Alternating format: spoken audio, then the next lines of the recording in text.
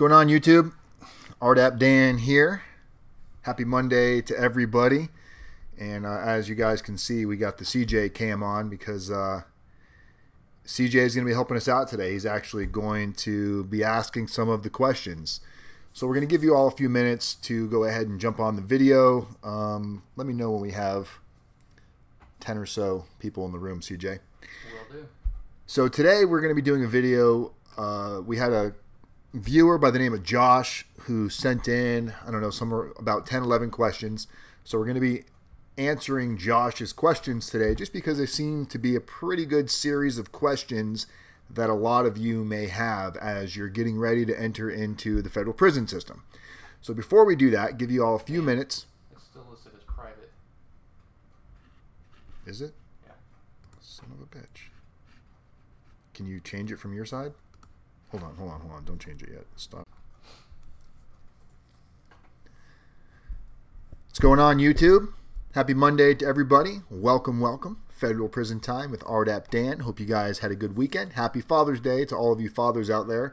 I did get a bunch of emails and text messages yesterday from a lot of you wishing me a happy Father's Day, and I did not have my phone with me yesterday, so I apologize. But to those of you that wished me a happy Father's Day, back at you, and to all of you other fathers out there, happy Father's Day to all of you as well.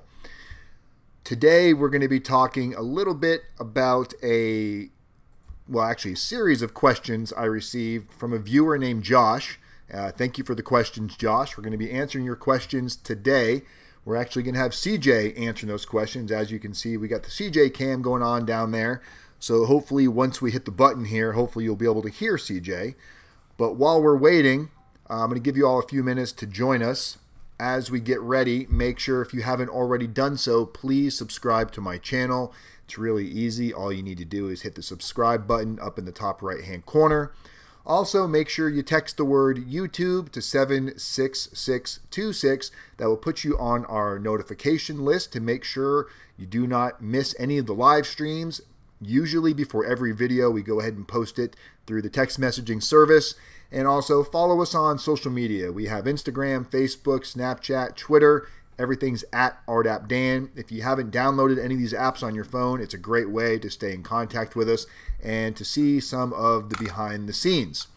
So, also, make sure you check out Pigeonly.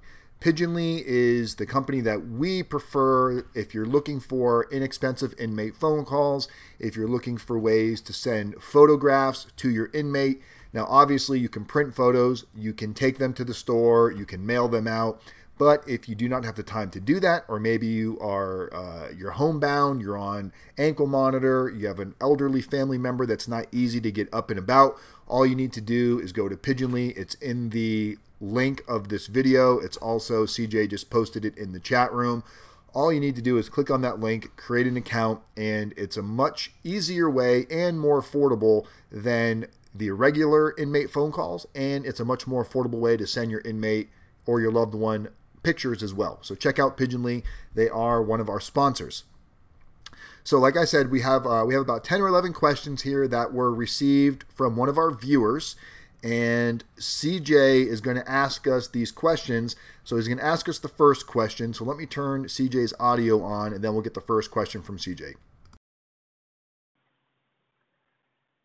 So in your experience, were the inmates you were incarcerated with as violent as inmates that people see in the movies about prison? So the inmates I was locked up with, are they as violent as inmates you see in movies? There were some inmates there that were definitely violent, Josh. Not to the extent of what you see on TV.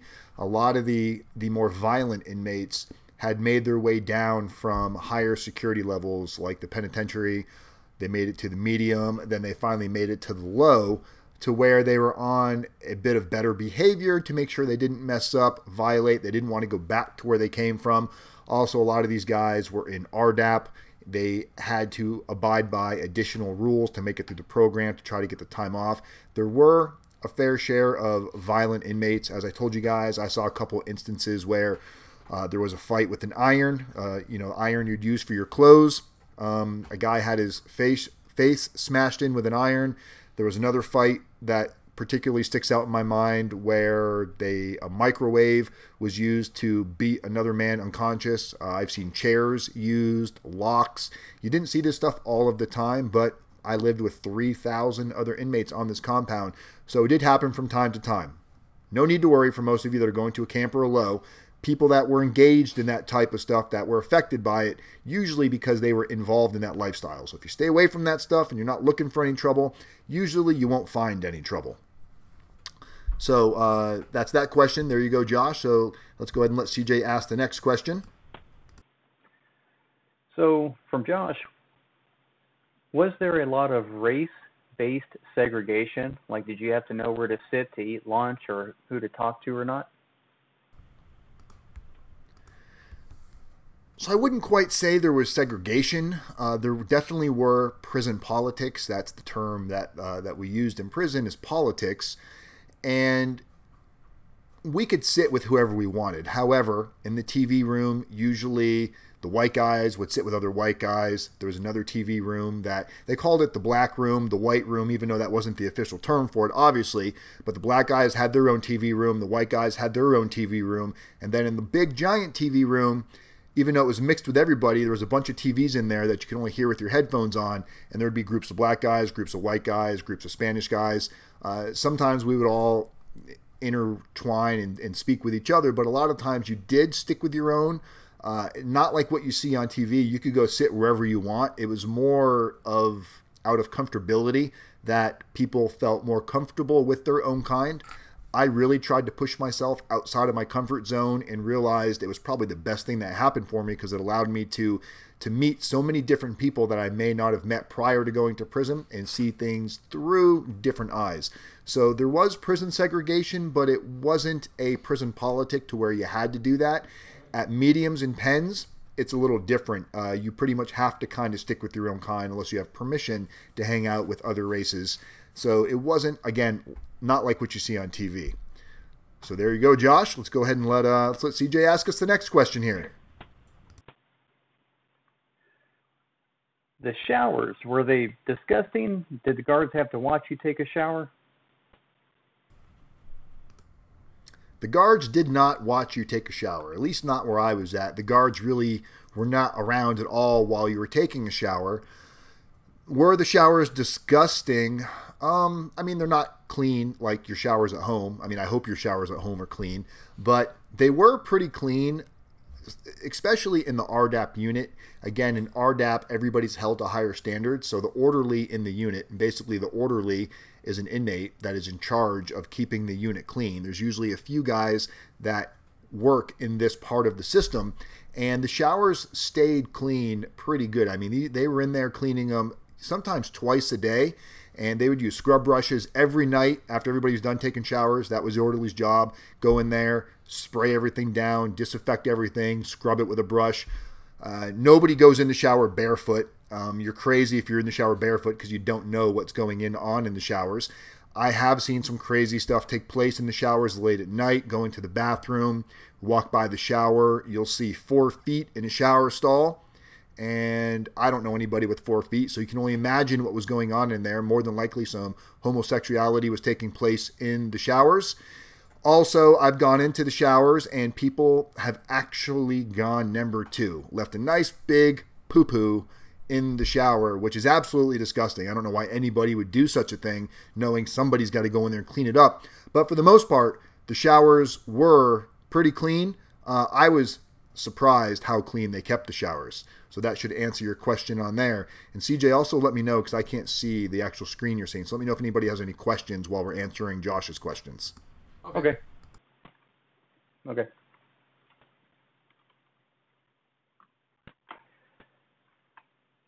Next, did you ever get into a fight in prison? If so, what kind of trouble did you get in for that? Or how did you avoid getting into a fight? Have I ever been in a fight in prison? No. I came close. There was a little shoving match going back and forth on the handball court. I was in RDAP, so there would have been severe consequences if I would have got caught engaging in a fight. And the way that I was able to avoid fights where just like how earlier in the question where CJ was asking, is there a lot of, where Josh was asking, is there a lot of violence in prison? The same way I was able to avoid violence, I just didn't really associate with people that I felt were going to engage in that type of behavior.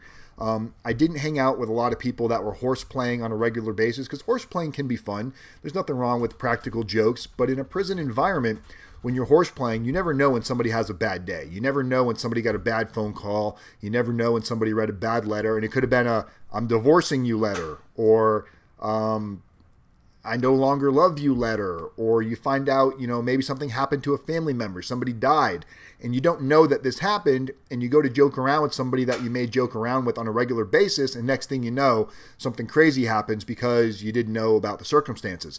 So that's how I avoided. I did see quite a few things happen, and it was usually over something stupid. If you imagine when you were in school and you see a lot of the fights that would take place, usually it started from a conversation that people disagreed, it became heated. Next thing you know, people are caught up in their feelings and they're making uninformed decisions, not thinking about the consequences. So that's how I avoided fights, and that's my recommendation to you if you do not want to engage in that type of behavior or be victim of it or part of it, because even if you're the one getting punched in the face, chances are you're also going to get in trouble. And if you're looking at engaging in the residential drug addiction program, you really have to go above and beyond to stay out of any type of trouble at all. Next question from Josh. How often do you get mail? Does the prison staff read your letters before you get them? Prison mail, that's always a big question. We receive mail every day, just like you would out in the free world.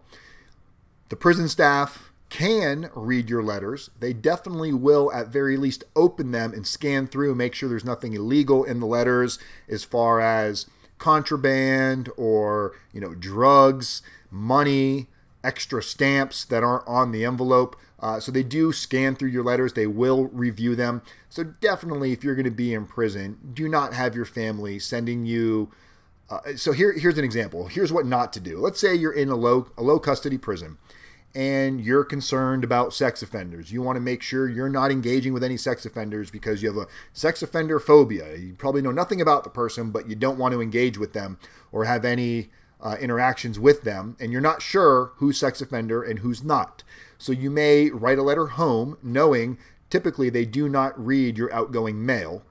Hopefully you're not emailing this, but if you send a letter home asking, hey, is so-and-so's John Smith or John Doe, here's his registration number, is he a sex offender? And then your family writes back or your friend writes back and says, John Doe is a sex offender, here's what his crime was, and they put that in a letter. If BOP staff intercepts that letter or email or phone call, however that information is coming back to you, chances are you will get in trouble for that, and you may not get a shot, you may not lose good time, but chances are you will be moved to another compound, which means if you're in the middle of taking RDAP and now you get ripped out of RDAP, you get sent to another prison, you got to go through the whole diesel therapy transit process where you're getting bussed around all over the place, probably out to the main transit in Oklahoma, then from there, who knows, all because you were curious. And what are you going to do with this information?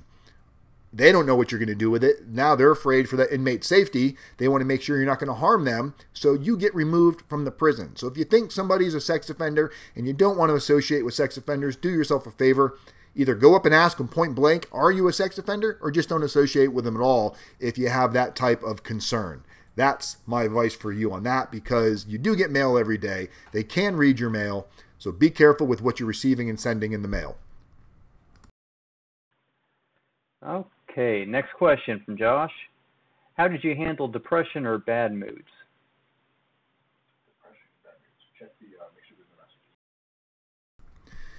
Depression and bad moods. Now, you can imagine in prison, you're going to have good days and bad days. I mean, in the free world, we've got good days and bad days. And how do you deal with your bad days here in the real world? You can go to sleep, you can call a friend, you can, go for a run, go for a hike, turn on your video games, go to work, whatever it is. In prison, it's very similar, but you find techniques to replace the techniques you would use in the free world. So when I was in prison and I would have a bad day, one of the biggest coping mechanisms that I would use was writing.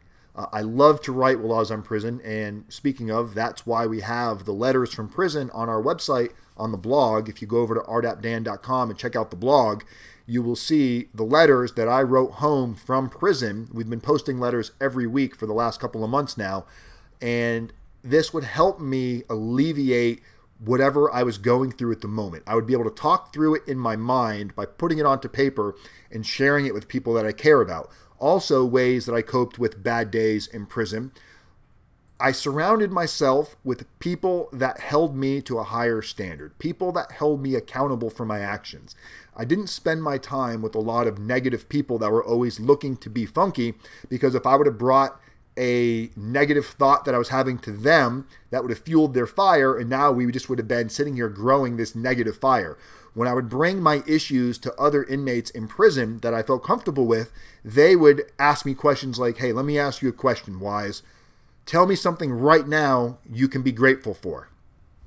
And I'd go through different reasons. Well, I'm grateful my kids are healthy. I'm grateful that my sentence is only 42 months. I'm grateful that I have my health. I'm grateful for talking to you right now. So what I would do is replace the negative moments in my life with things that I have to be grateful for, and immediately you start to feel silly for allowing yourself to be so funky when things could be so much worse. So that's how I dealt with the negativity in the prison system. Next, we actually have a question from somebody watching right now. Okay, who is it? William Martin. He's asking, what do you think about a 5K2, which is a victim's conduct policy?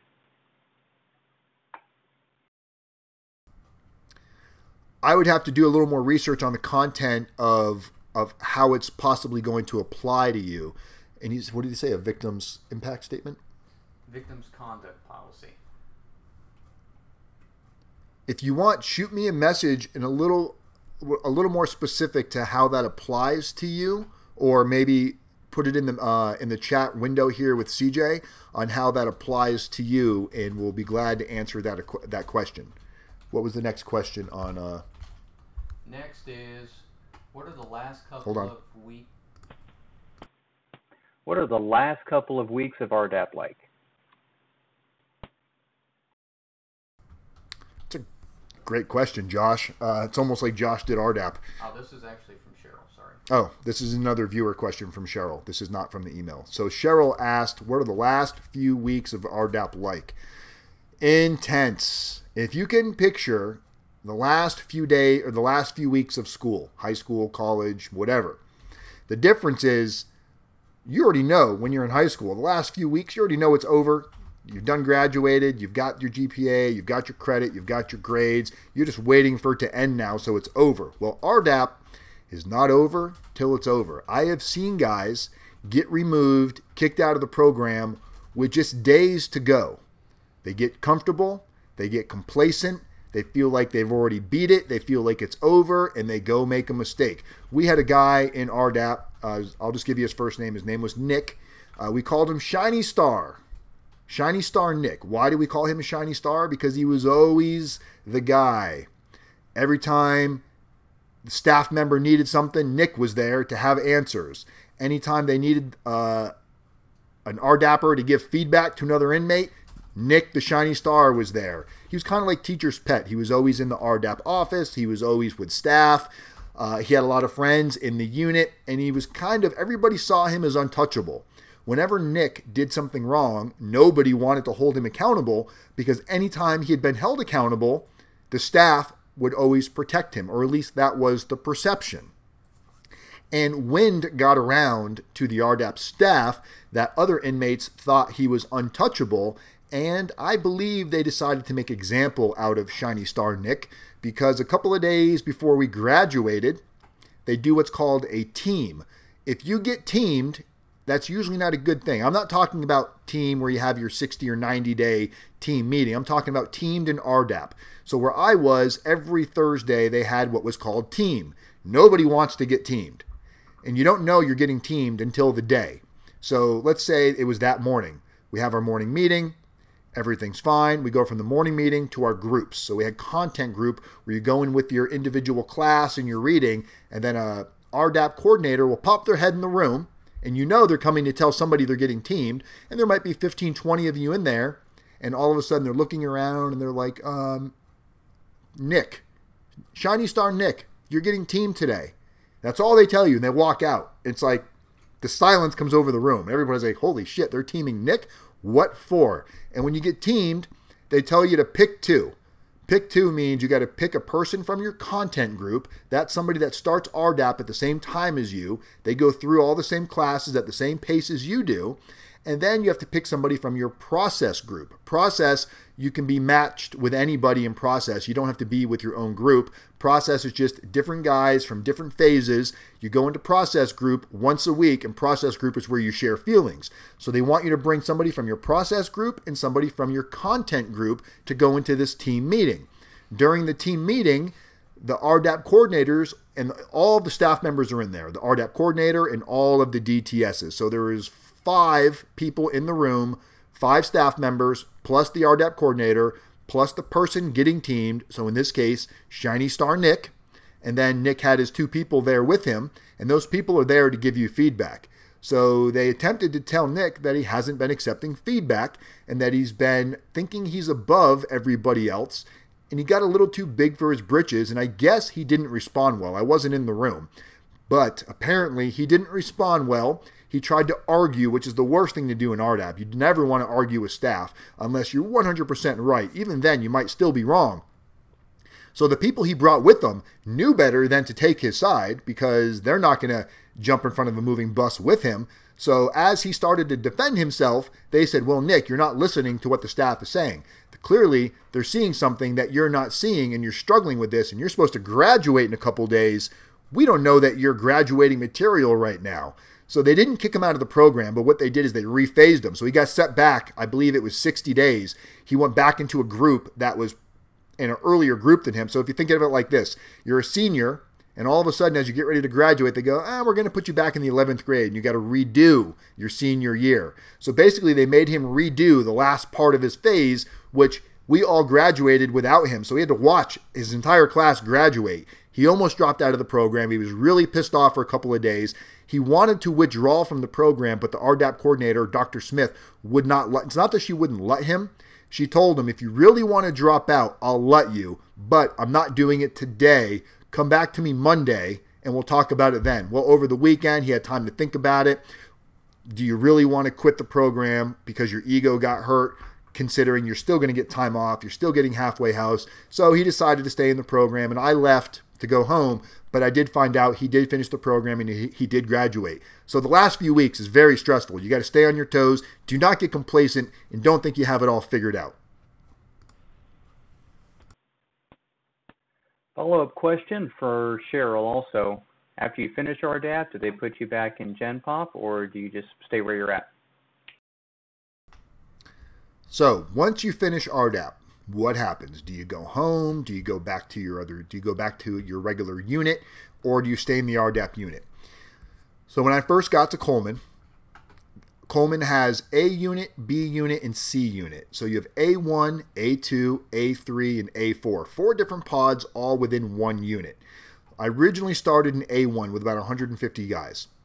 When I got qualified for RDAP, they moved me from A1 to C2. C2 is the RDAP unit. C2 is specifically for RDAP only. And typically what happens when you graduate RDAP, if you still have time left on your sentence and you're not going straight to halfway house or home confinement or going home, usually what will happen is you'll go back to your original assigned unit, in my case, A1. However, if you've showed exceptional leadership skills, if you've showed mentorship where you're helping others and they have the bed space in the unit, sometimes you can stay in the unit to become a mentor to help other people staying in the RDAP unit. Now, staying in the RDAP unit, you still have to live under RDAP policy, meaning you have to get up when everybody gets up. You can't sleep in your bunk during the daytime. You don't have to go to all the classes. They do require you to come to some classes at least once or twice a week. They want to see you engaging in the community. You do have to have a positive outlook. You have to be there to help the guys that are coming in underneath you. So there are ways to stay in the unit, But most guys want to go back to general population because they don't want to live under the RDAP politic or RDAP policy, because they want to go back to maybe their old ways. They want to be able to go do stupid things, sleep all day. I only had 2.5, 3 weeks left when I finished RDAP before I was going home. So I decided to stay in the unit. However, I think I would have stayed in the unit if I could have, even if I was going to stay there another 6 months or a year, just because RDAP is clean, it's quiet, everybody's respectful, people are holding each other accountable. It's much more along the lines of free world reality, living amongst people that are doing the right thing for the right reasons. So there you go. That kind of, does that, let me know if that answers your question, Cheryl. Next question from Josh. Did your family send you items like shoes or books? Is that stuff permitted? So Josh is asking what kind of stuff we receive in prison. Shoes, books, things like that. You can receive books all day long. They have to be approved. Usually the books have to come from like a publisher. It can come from Amazon. Sometimes you can mail in books. Usually if you're going to mail a book in, it's got to be a soft cover book. They typically will not allow hardcover books coming from your house because they don't know if you doctored up the book, if you cut open the spine, tried to smuggle drugs in there, all kinds of reasons. Some prisons now, as we saw, are even stopping people from getting books at all unless they purchase it through the prison commissary list at like a 25 or 30% markup.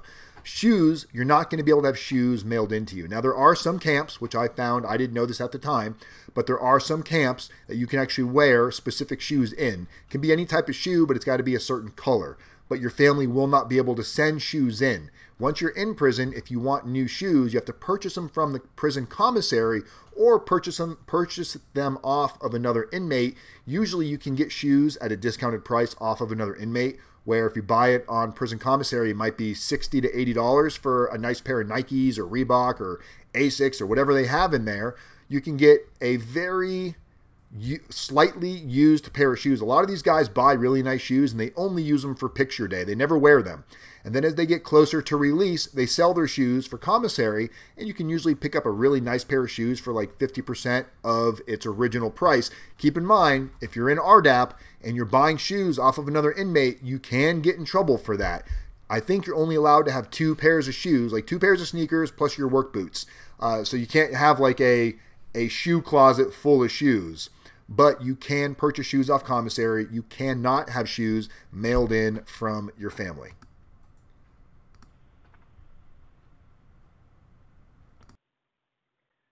How long from the time you first expressed interest in RDAP was it until you were in the program? Okay, so I think that question is specifically targeted towards me. How long from the time that I requested RDAP before I entered the program? So I got to prison in September of 2014. I requested RDAP immediately. Within my first week, I'd requested RDAP. And I was denied for RDAP because I had an open detainer out of the Southern District of Georgia, which was part of my original case, but portion of it was state, portion of it was federal. I went to court on my state stuff before I went to the feds. The state had dropped the charges. The problem was they didn't file the paperwork properly, so instead of it showing that my charges were nullified, it showed an open warrant. It showed that I never even went to court, where clearly I did. I had an attorney, charges got dropped, the whole thing. So because of this mistake through Savannah, Georgia, it almost prevented me from getting into RDAP at all.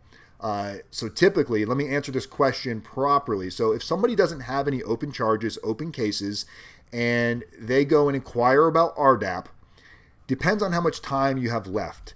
Let's say you've got 37 months, 38 months, somewhere around there left. Typically, they'll put you into RDAP right away if there's a class that's getting ready to start, because if you go in underneath 37 months, now instead of getting a year off, you're only looking at 9 months off. Same thing, if you have around 30 months, they're going to try to get you in right away. 24 months is the cutoff. However, they don't start classes every day. Usually classes start every 60 to 90 days. So if you have a sentence of, let's say, 24 months, and you're like, great, I've got a sentence of 24 months. That gives me 6 months off for the program. You get to prison, but the next class doesn't start for 60 or 90 days. You're not going to get any time off because you can't get into the class for 60 to 90 days. That's why with our clients, one of the services that we do is if you do have a short sentence, like a 24-month sentence or a 37-month sentence, prior to you going to prison, we find out, once you get designated, we find out when the next RDAP class starts. We then appeal to your judge to have the judge change your surrender date to coincide with when the next class starts to get you into the prison system within about 2 weeks of the next RDAP class starting to increase the chances of you entering into that class. For me specifically, I got to prison in September. I didn't get everything taken care of right away. I missed the first class. I didn't get in until January. I think it was like January 14th when the class that I started I was entered into, and I literally got everything fixed just the Friday before the Monday start date. So I literally got my stuff fixed down to the wire.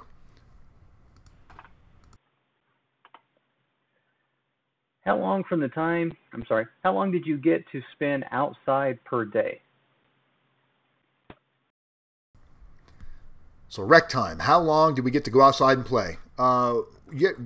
Typically in camps, in low security prisons that are run like a normal prison, you have quite a bit of outside time if you choose to be. You can pretty much be outside all day long when you're allowed to. So in the morning, unless you got to go to work or something like that, as soon as they have the first move, you can go outside for a couple of hours.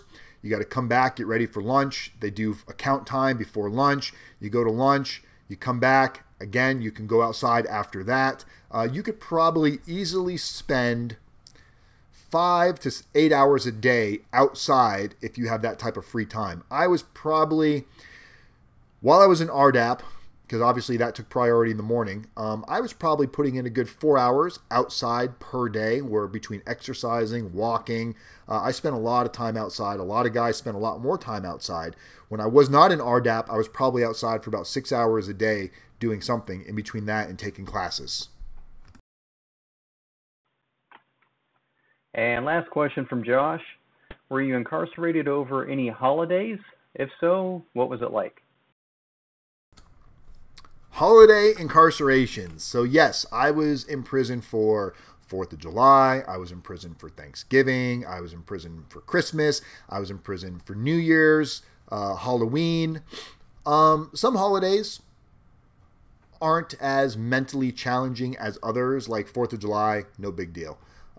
However, Christmas, Thanksgiving, that's a little bit rough, because those are family holidays. You're really thinking about your kids. You really see the depression kick in around those times. And again, keep this in mind. Around the holidays, if you're a jokester, if you're a prankster, if you're the one that's always doing something that you think is funny, be careful around the holidays because people are really in an emotional state of mind during the holidays. So it's really to your best interest to not be a jokester during these points, because for me, it wasn't that bad. I already mentally prepared myself for this, and I knew that if I worked my ass off, I could reduce my sentence, and I'd only be gone for one series of holidays, which ended up being true in my case. But I'd met guys that this was like their 4th, 5th, 6th Christmas in prison, and they were just over it. They didn't come out of their bunk. They didn't engage. Like, we had a Christmas tree, and we had like the whole Hanukkah thing. They had different religious groups be able to do what they wanted to do. We had Christmas lights. A lot of guys were, decorating and getting into the spirit. I didn't get all much into the decorating, but I did appreciate it. It kept my spirits up. I talked to my family. I wrote a lot of letters. During the holiday season, you get an extra 100 minutes per month on the phone. So instead of 300 minutes per month, you get 400 minutes through month, basically November through December. So that increases how much you can talk to people. The best thing I could tell somebody that's going to prison, and if you're going to be in there on the holidays, mentally prepare for that and fight through it and do stuff for your family, even though you may feel a little funky at the moment. Send that email home saying, hey, Merry Christmas. Hope you guys are having a great time. Hope you're eating some amazing food. Hope the kids got to open up a bunch of gifts. Don't allow yourself to be, Scrooge McDuck, because that negative energy feeds itself around the prison system, and it's already funky enough. It's very quiet during the holidays. So everything shuts down. RDAP shuts down. Prison, none of the major staff members are all on vacation. So it's kind of like the last week at school when everything's kind of, you're going there, you're going through motions, but nothing major is going on. That's pretty much what the holidays are like in the federal prison system. Food's not bad. Holiday food's pretty good. Christmas, we had like ham, turkey. Thanksgiving, we had turkey, we had stuffing, we had desserts, and stuff that's pretty good. Like, it's not mom's home cooking, but during the holidays, I would say it's kind of like on a Denny's level, which is better than what you're used to getting. Then between that and what you might be making with your bunkies or your cellies, your compadres, your buddies, cooking your own food, making meals together, doing stuff positive, you're creating cards, purchasing cards, writing letters home. There are ways to battle through that negative thought process of, oh, I'm going to be away for the holidays. This isn't fair. Boo-hoo. Don't allow yourself to get engaged in that negative mentality. Fight through it. That's what I did, and it worked really well for me. That's all the questions, right? That is it. So that's all the questions we got. Are there any more questions on the chat? Yes, from Bonnie. What sort of classes other than RDAP did you take? Did you teach a class in prison? What can you tell us about the other classes? So in addition to RDAP, I took a lot of classes. I took Spanish. I took a entrepreneur class. I took a real estate class. I even engaged in a start your own business with Uber class. There was a guy in there that was big into Uber, and he was teaching how to not just become a driver, but financing cars, purchasing cars. There's all kinds of classes. A lot of these classes are inmate ran. The classes for me, the only class that obviously reduced any time was RDAP, but I did make a lot of resourceful contacts while I was in prison that proved to be beneficial into the real life. I also did teach a class. I taught a credit repair class on helping people understand how to read their credit reports, understand how negative derogatory marks on one's credit can potentially be removed if you know the right process, how to form letters to the credit bureaus, to the credit agencies, how to remove inquiries. I mean, you're in prison. Maybe your credit got beat up because you had to walk away from a bunch of bills. You're in prison. This is the best time to start rebuilding your credit profile. So once you are released from federal prison, there will come a point in time where you are going to need credit. Maybe you're going to be financing a car, financing a house, financing a business plan. Who knows what you're going to need to do. So take advantage of as many resourceful classes that you feel apply to your interest, and go outside of your comfort zone and do something. Like, it was hard for me to take Spanish. Spanish was a hard class for me to take. I struggled through it. I had a headache after every single class. I don't think I know any more Spanish than I knew then than I know right now. So maybe for me, it wasn't the best class to take. And I'm lying. I did pick up a little bit of Spanish. But the interacting with the class is what made it worthwhile, because you're allowing yourself to expand. And instead of sitting in the unit, look, people ask, how did I get additional halfway house time? I can't give you the exact science to that, because nobody came up to me and said, well, Mr. Wise, because you did this class and this class, we're going to give you extra time. But I'll tell you what, anybody that looked at my progress sheet while I was in prison would have to be impressed to see somebody within 13 months accomplish so many different goals. I was told by several case managers that if everybody did what I was doing with my time in prison, the prison system would probably be a much better place. We hear about all of the time how there's no classes, there's no reintegration. It's not about teaching people how to get back on their feet because they don't offer these programs. Well, they do offer a lot of programs. They actually do. The problem is a lot of inmates don't take advantage of them. The programs aren't forced down our throat. A lot of it has to come from self-interest. And if there's not a class there, get one created. I get the question all the time, well, I'm not taking any classes because there are none. Well, what are you good at? Maybe you have a trucking business. Maybe you know how to do credit repair. Maybe you've been a real estate agent. Maybe you're just really good at talking to people, and you're great at intellectually connecting with people. Go to some staff members within the education system in the prison and say, hey, I'm interested in facilitating a class. If they don't get back to you, get in a group with guys in your own unit in the small TV room. We created a men's group that started off with just 2 of us. based on some stuff I read out of Tony Robbins, I decided I want to start sharing this energy that I was finding. I found one guy that was interested in meeting with me once a week. We'd go into the small TV room, and after the second week, we would start seeing people come up to the glass, looking at, poking their head and going, what are you guys doing in here? Come on in. A couple of months later, we had 20 guys that were going in here that were all getting something from it. These are things that played a role in how I was able to make my release sooner than the average person with such a short sentence. Trust me, there was a lot of haters in there when they would find out that I received 11 months halfway house and they'd been down 10 years and only received 3 or 4 months. They tried to say it was favoritism, this and that, race this, race that, whatever it is. They tried to find a reason why I got it and they didn't. Never once did they ask themselves a question, or at least out loud, and say, what could I have done differently that RDAP Dan was doing that I was not doing? And if most people, if they dig deep and they look at what they were doing with their time in prison, there's probably some things that you could have done differently that you didn't do that you wish you had done. That's why we stress it, we stress it, we stress it. Bust your ass right now.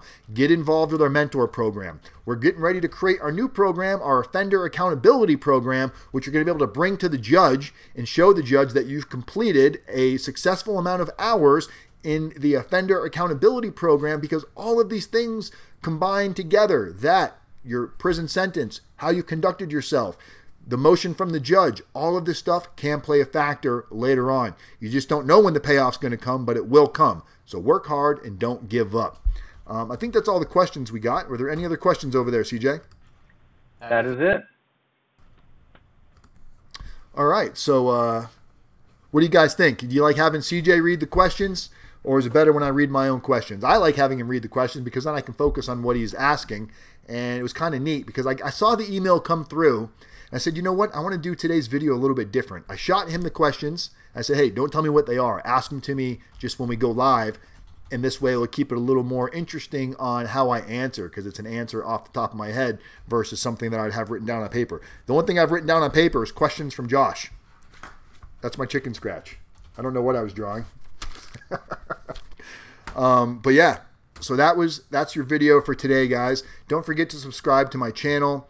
If you have anything that you need help with, if you're not sure where to start, if you have your PSR or you just did your PSR interview and you think RDAP is a shoe-in for you and you're like, yeah, everything's in my PSR, don't allow yourself to be so sure. I'm telling you, give us a call. Shoot over your PSR. We can review it for you. We can make sure that it needs to say what it needs to say.